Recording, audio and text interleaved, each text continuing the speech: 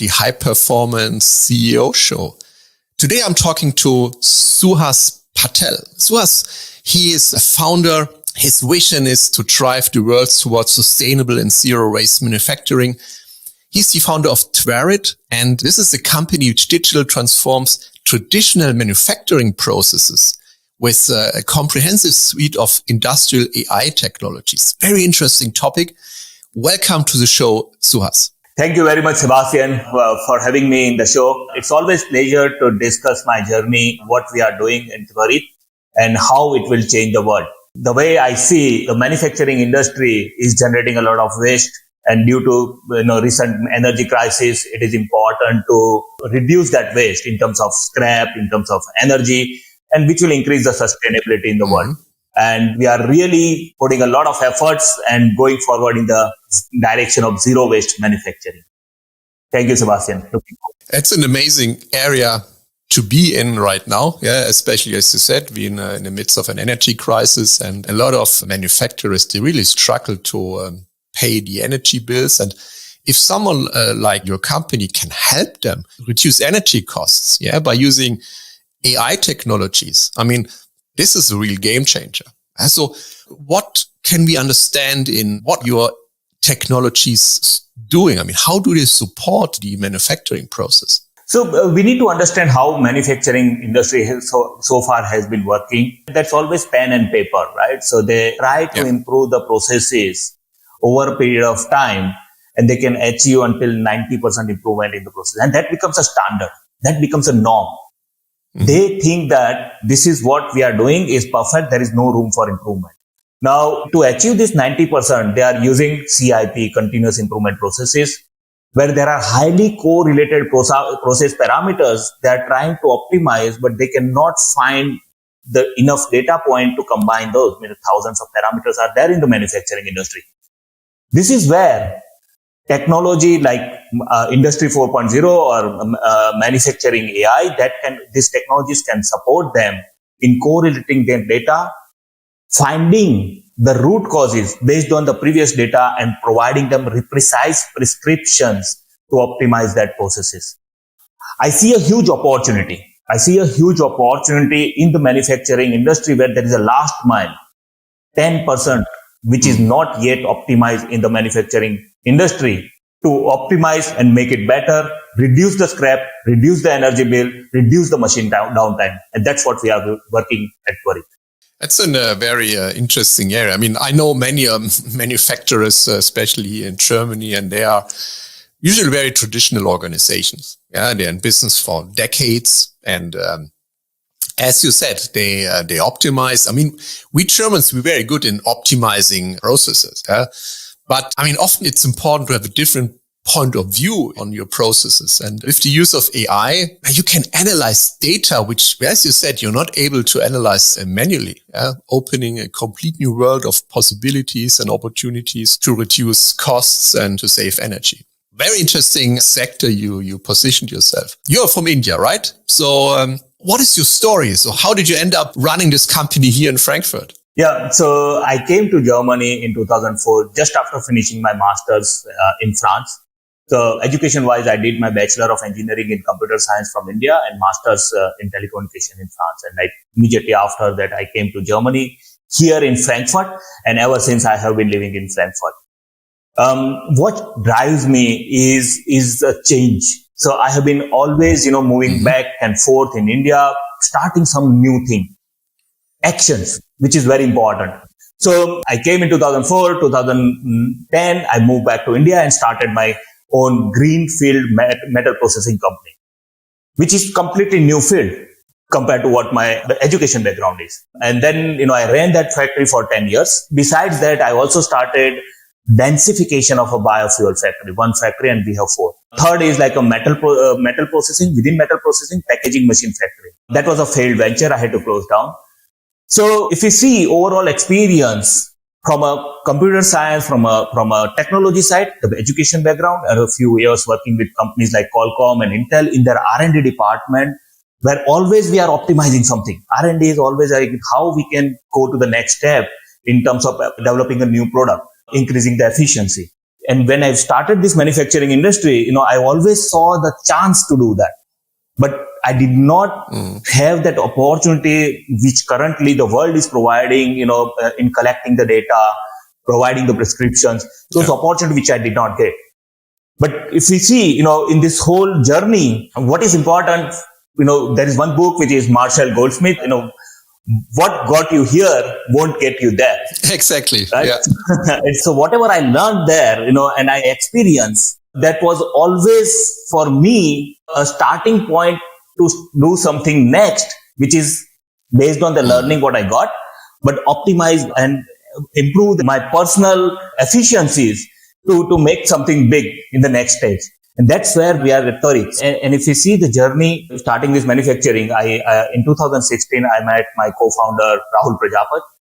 2017, we brainstormed this idea, how we can combine this manufacturing related experience with his knowledge in data science. He was working at NASA at that time. In 2017, we started developing small algorithm and then, how we can optimize those processes. 2018, we got the first customer, even before starting the company. 2019, we established a company here, headquartered in Frankfurt. And within 6 months itself, our current investors, Futury Venture, they came to us and they said that, okay, we see a big opportunity, what you guys are doing, and we want to invest. So within 6 months, we had that close round of investment, and then we got the first VC round. That was the starting point, and after that, we never looked back.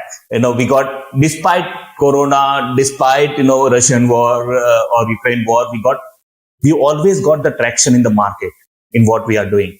And currently, as we sit together here, we are serving customers in 9 countries across 5 continents. That's achievement which we have received in last 3 years, since 2019 to 2022. So what is a typical customer for you? What kind of business use your services? Typical customer, what we are focusing on is the metal processing industry. Metal processing, where is one of the highest energy consuming industry in the world. Yes. Well, we all learned during the energy crisis. Yeah. And that has always a highest scrap. And within this metal manufacturing processes, there are processes like rolling where you produce the metal and then roll it. Second is joining, like welding technology. Forming is like cold forming. You press the metal and then you give a different shape. Hot forming, which is like forging. Casting, which is like you melt the metal and you give a different shape, complex shape. And we are very much focused into the casting process worldwide. With proud, we can say that we are the only one providing the AI for casting process, which optimize their scrap. Now we decided that I should give you a few background about that. Why casting? So total metal manufacturing market is around 3.6 trillion market is there. And there are 170 billion losses generated in this market every year due to the scrap and energy optimization. So this scrap, what I'm talking about, this 10% inefficiencies, right, in the plant. And that's what we are focused on reducing to zero. Impressive. I guess you need a lot of scientists working on these projects. So how large is your team right now? What kind of people working for Twarit? Interesting. When we started, we were 2 people in 2019. Today we have 64 people team based out of Frankfurt and India. Most of them, the technical staff, they are process experts. They are PhD researchers, metallurgical experts.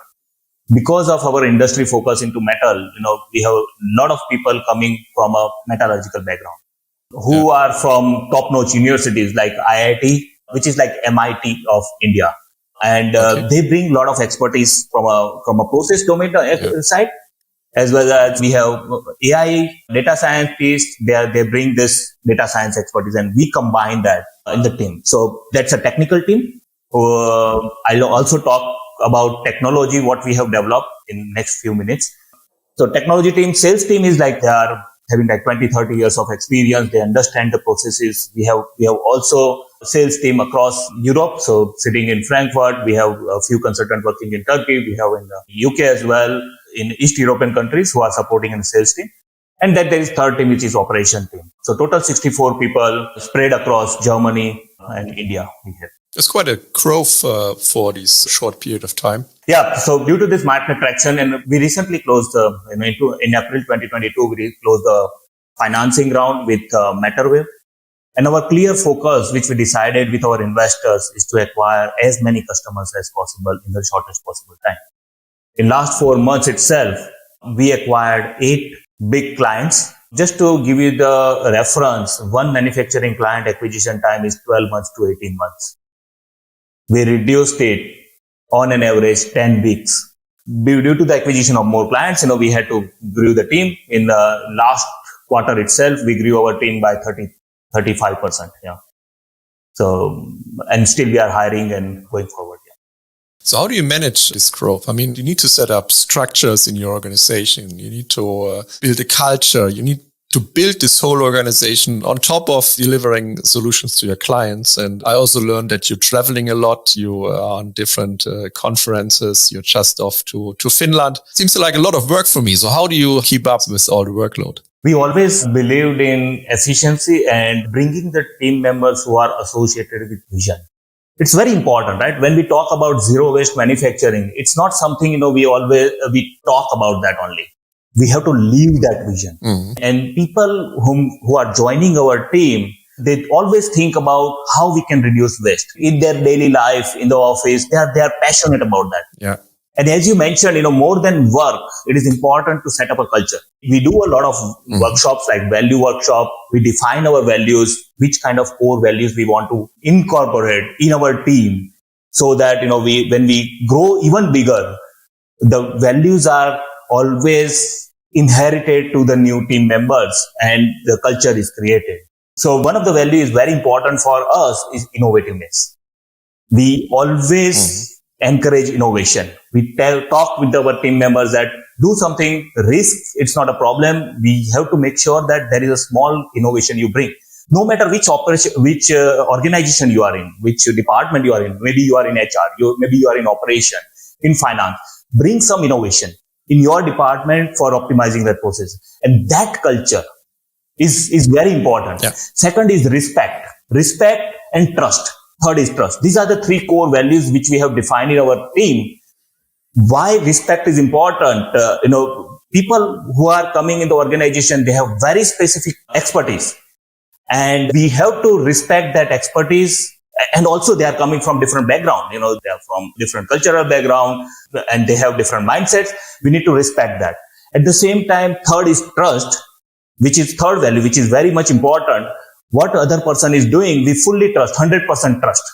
We know that if a one person who is in a finance department doing certain work, then we know that it's 100% done. And that trust is important among the team members to grow their organization. So value creation is very important. Second part is we have decided exchange program. As we have team which is located internationally, after 2 years, they have chance to meet the other team members in other countries when they join. So they go to the different part of the world in different office. They stay with them for 2 weeks, 3 weeks and try to understand what kind of environment they are living in, what kind of environment they are working in. So that gives them a different perspective. So apart from work, we are working on a lot of small things in organization to create our culture. And that's a Twarit culture. That is very important. And I'm sure that, with this kind of efforts, which will help us going forward in growing the company. I see a lot of things you do. I also see in other Silicon Valley companies. I mean, you served as the president of a German chapter of Silicon Valley-based entrepreneurship organization. Tell us a bit about this German chapter. What kind of companies are basically part of this and what do you take out of this assignment? Yeah, so I was a president from 2016 to 2018 for TAI Germany, which is a German chapter, as you mentioned, of Silicon Valley-based organization, the Indus Entrepreneurs. It is one of the largest organizations in the world connecting entrepreneurs. More than 10,000 members are there worldwide. And I'm one of the founding members in Germany for that organization, German chapter. So when I joined that organization, I got chance to meet budding entrepreneurs. The energy which I received from them when I talk on a weekly basis, I used to talk with 1 or 2 entrepreneurs who did or who tried to do something new, try to bring some change in the world. a small change, but they are the one who are motivated to do something new, right? So, and that, Exactly. that was really passionating for me in meeting them, talking to them. And during my tenure as a president of this organization, I organized like around 25 events across Germany, meeting different people, talking to them, understanding their perspective, and enabling them to be an entrepreneur. So there are always people who are like, who have a lot of good ideas, but they are on a age side. They don't know whether they have to go on entrepreneur side or they want to continue. And you empower them to be an Exactly. So I was just entrepreneur, flipping them on the entrepreneurship side. So that was my work during my tenure as a president. And I always like people to pursue entrepreneurship. Even though they are in job, they have to do certain kind of risk to make sure that, there is an entrepreneurial spirit within their work. And it's important to surround yourself with like-minded people, which also give you energy. When you create a company, create an organization, you need this energy, you need this inspiration also from other entrepreneurs. And this is why I think these organizations are very important for founders who start something. Yeah. And especially in such an innovative environment where your company is operating in, you always need the spark of innovation to continue and to come up with new ideas. I also like your culture, which, you basically, you eat your own dog food, right? In the organization, you inspire your team members to always look for innovation, always look to how to improve things. And you basically serve two things with that. On one hand, of course, you innovate your own processes. But on the other hand, you always keep them thinking, you always keep them agile, and you always keep them in the mode, which is, of course, important when you work on client projects to always have this innovative thinking processes going. So I think the way you created your organization and the growth rate you established in the last couple of years, this is amazing. And it seems that you're creating something very big. You are currently in another founding round. Yeah. You're looking for new investors. Is this right? That's true. Yeah. So what are the plans? What is the timing and what exactly you're looking to achieve with this funding round? Yeah.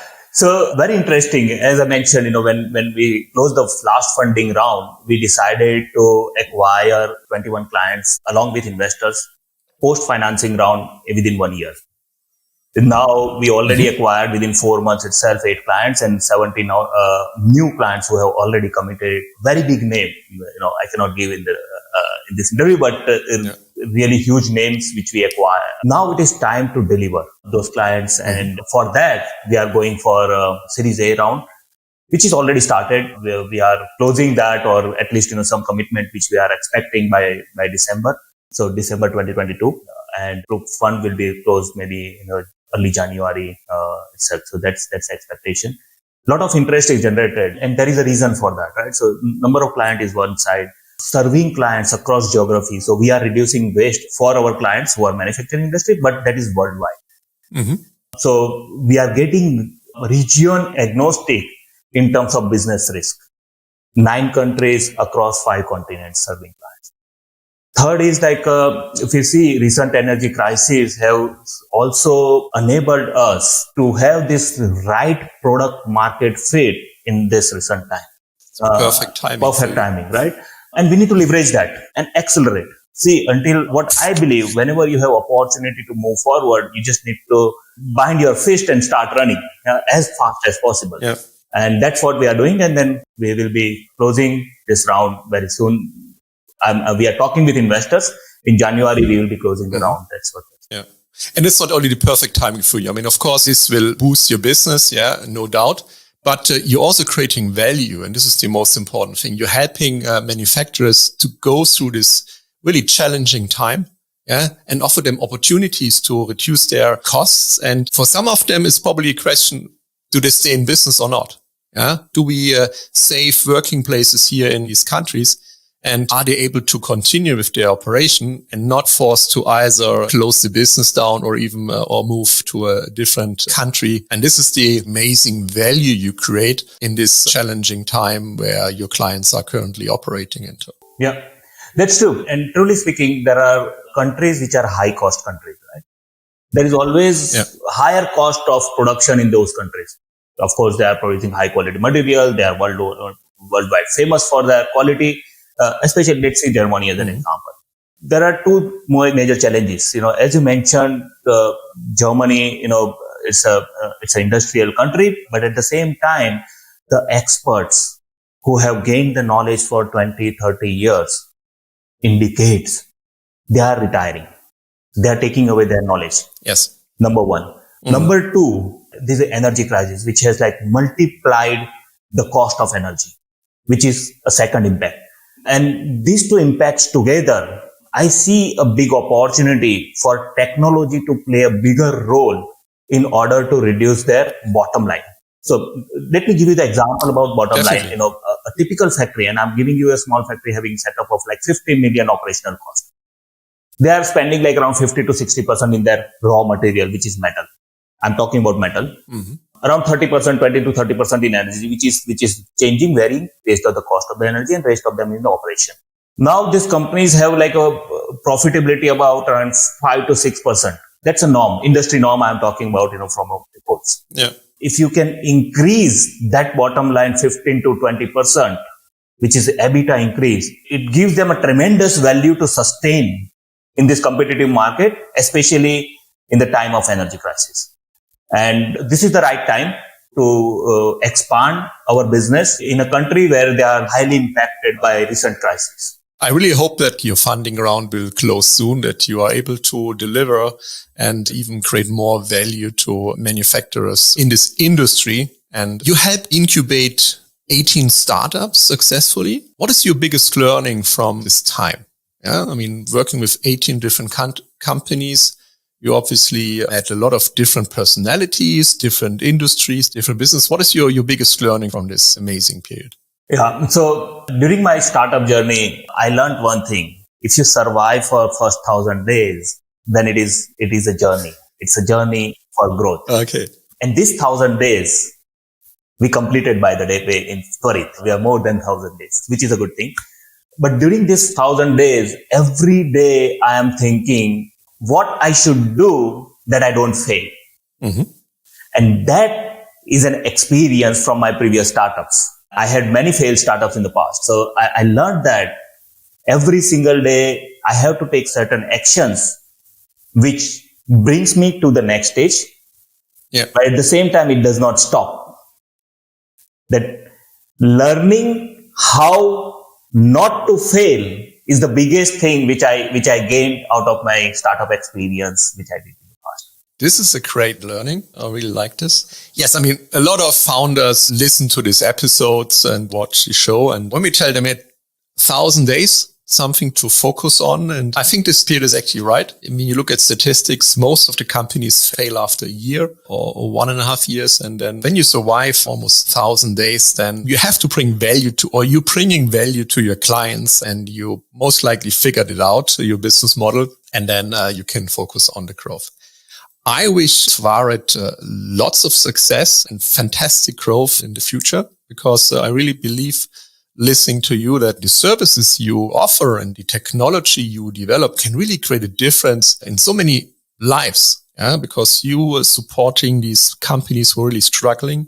You help them reduce energy costs. And if this, you help them to stay in the countries where they are situated, help them to protect jobs. And I think this is something, next to all the business success you have, is something to really focus on and to really remind yourself that it's not only the money you create, it's also the impact you have on these people and these organizations. Thank you so much, Suhas, for your time. It was a very interesting conversation, and best of luck for your funding round, which you are currently working on. Thank you very much, Sebastian, once again having me here in the show. It's always a pleasure to talk with you. And one message which I want to give, as I said, we are in a funding round, and I'll be very happy to talk with investors who wants to bring impact, who are deep tech investors. We also, as I mentioned, I wanted to speak a little bit about my technology, which is hybrid AI. We combine the knowledge of processes and metallurgical physics of metallurgy with AI. That's where we have 2 patents applied that brings and gives the precise prescriptions in order to optimize the processes for our clients. So the investors who are industry 4.0 rated investors, deep tech investors and impact investors, I'll be happy to speak with you and would like you to join the journey which we are in. Thank you. Thank you, Sebastian.